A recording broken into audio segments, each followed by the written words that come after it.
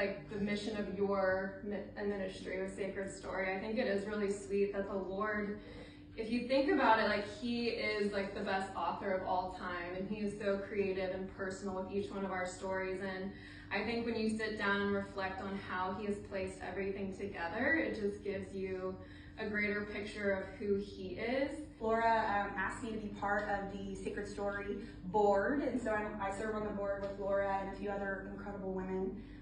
And we had started a Bible study in our apartment, and we're really encouraged by hearing other women's stories. And when I read these stories, I find mentorship, I find instruction and encouragement, and sometimes it transfers over to other areas of my life besides my marital status, but it's so fun to read about the creativity of God. These stories encourage me in those areas, and so I think you'll fall in love with them too.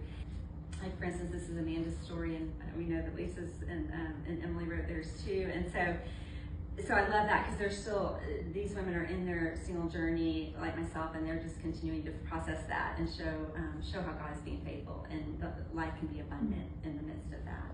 I think singleness in particular can be a time when you see it as, you know, emptiness or loneliness or barrenness, and I think God is wanting to take those seasons in your life and actually like bring fullness. And when you are empty of yourself, you're able to receive more of him. And what do we do when God has an unexpected turn in our story?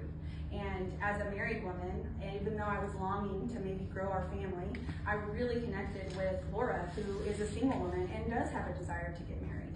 And so this intertwine of that heart and how can we live a life that is truly a beautiful surrender to God.